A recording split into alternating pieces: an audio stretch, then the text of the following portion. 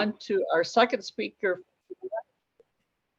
which is Francine. She is practicing for the Tall Tales contest. Her speech will be 3 to 5 minutes. The title of it is Famous Last Words. Please help me welcome Francine.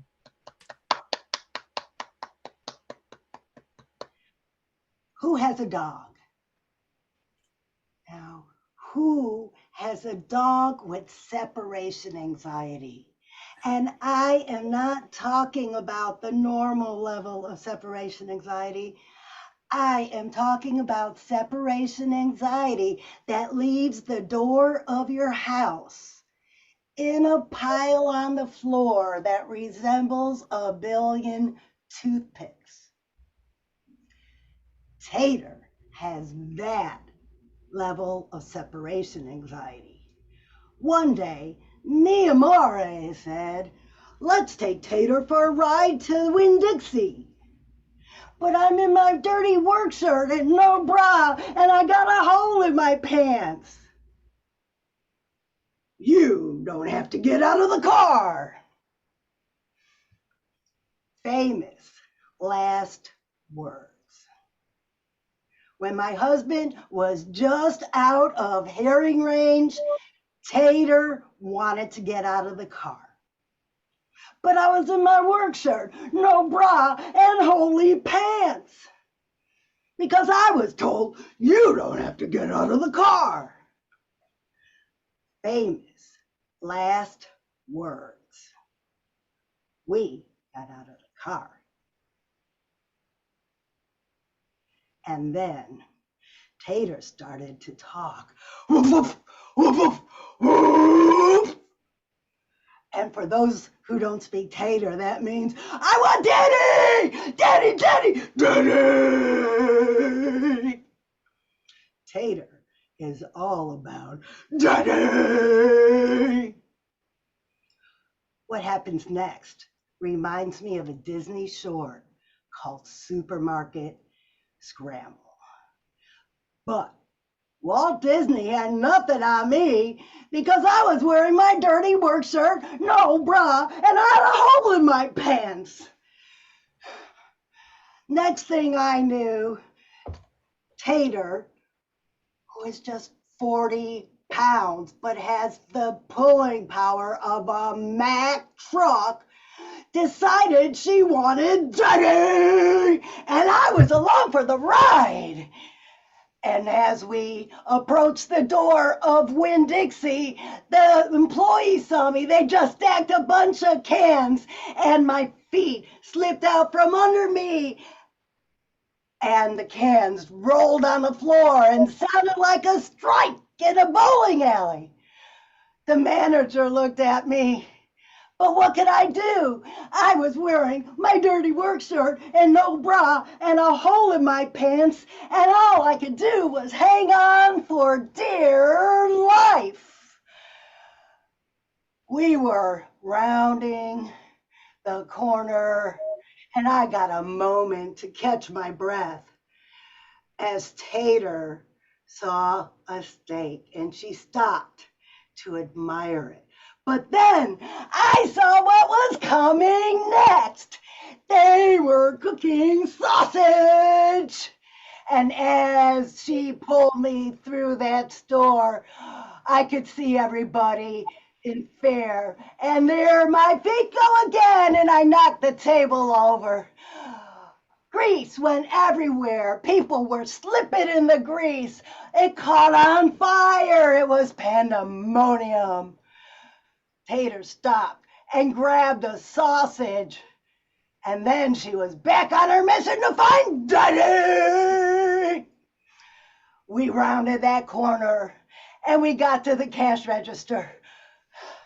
And as I sat there between the candy and the magazines, it occurred to me that there was a moral to this story. If anybody ever tells you, "Don't worry about how you're dressed, you don't have to go in the store," remember, those are your famous last words. Because if you're wearing your work shirt and no bra with a hole in your pants, you, my friends, can have your very own supermarket scramble. And I'm Toastmaster. Thank you very much, Francine. That was great. I could feel your pain throughout your speech. Oh my goodness. All right, we will now move on to the facilitator, Tom Hobbs, who will be in charge of reviewing your speech. All right, Tom? first of all, Charlotte, can we get a timer's report as this is a contest speech? That's helpful for Francine. 4 minutes and Susan, 53 can you give us seconds. a timer report? Yes, 4 minutes and 53 seconds. There we go. Thank you, Susan. So that's in your happy zone for there. We're gonna go in this order. Melanie, followed by Kennedy, followed by Stephanie. We're gonna go for 3 minutes, so we have ample time for our next session. Melanie, followed by Kennedy by Stephanie. This is a contest speech, tall tales. It should start with something imaginable, real, and exhale. Excel. Melanie. Wonderful, crazy speech, Francine. Really felt every emotion in there. Really appreciated the gestures and the story and the characters, really got completely into them, and your facial expressions spoke volumes to us. Some things for you to think about. Are you going to dress with the dirty workshop and the holy pants? Because that might bring some humor. If you have a massive hole in your pants, that will bring something more. And then maybe if you can maybe contrast like the catch and release thing, the embarrassment versus the scramble, that might be a nice contrast for you. And over to you, Kennedy. Yes, thank you. I love that we already had an example of the catch and release lesson that we had.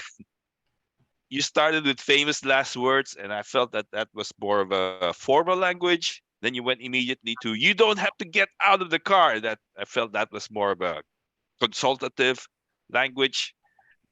Good example already. A couple of good suggestions I have for you to increase your humor content is when you go with a 40-pound dog to the Mack truck, it kind of lost that edge or that strength, because a 40-pound dog is light, and a Mack truck, some of us are imagining Mack truck, maybe it's heavy, maybe it's not, but I suggest you try 40-pound truck to a 400 horsepower Mack truck.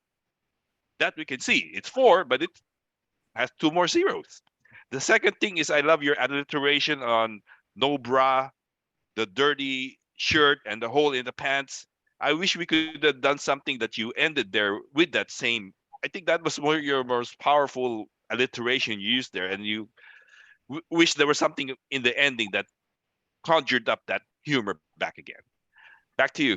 Who's next? Thank you, Kennedy. Stephanie, followed by Rajiv, followed by Lynn, as we have time. Stephanie, Rajiv, Lynn. Francine, I'm still trying to determine how much of this really happened and how much of it is tall tales. In any event, it is quite entertaining. I've heard it a number of times. It just seems to get better. Really scratching here to try to find something that might even improve it. You've got the gestures, you've got the language down, the different voices. I guess maybe an enhancement of your facial expressions when you're describing the dog's antics, or I gotta rest, and like something just to fill in a little of the space there with some more facial. That's all I have. Thank you. Let's go with Rajiv and Lynn. We'll have just enough time if we're both concise. Rajiv, followed by Lynn. Francine, amazing speech. You made things look so real. I started to wonder, well, what is the tall tale here? and so my suggestion is, if this is how you're going, well, you've got to stretch it even more, because this looked normal or kind of real the way you acted out. The other suggestion I have is your vocal variety was really good. You ramped up your points really strongly. Maybe once in a while I'd like you to think about, starting slow. Like when your husband was saying, yeah, it doesn't matter. Maybe you start slow and you end loudly. So within the same sentence, you can provide that kind of variety, and hopefully that will gel even further. Awesome. Thank you, Rajiv. Lynn, give us a couple of nice words for Francine. Sure, thank you very much. And Francine, I'm going to make this very precise too. And you know what? I have to commend you. And I don't know if you're playing Eye of the Tiger on the side, but I'm hearing the intensity of the speech. And I'm like, oh my goodness, by the time you finish 6 minutes, like, oh, I'm going to run out of breath. But power to you for being able to do that.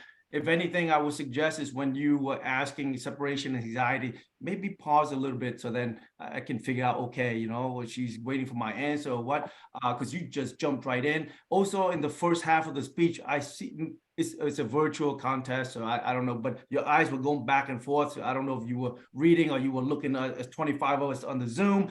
And that scene that you were holding the dog and running in the store, I would prefer that to speed up a little bit because you were chopping. So I don't know if you were forgetting the lines, but other than that, best of luck to you in the contest. Thank you. Awesome. Thank you, everybody. Our time flies when we do this, so thank you for being concise. The only one I saw in there would be careful when you say daddy, because the first time making it really clear, and afterwards you could get more marbled. But that was the only concern I heard. But the energy was marvelous. Thank you, Francine. It is recorded. Check with Akeem. He can get you a copy as quickly as possible. Back to you, Charlotte. Thank you very much, Tom. That was a great evaluation.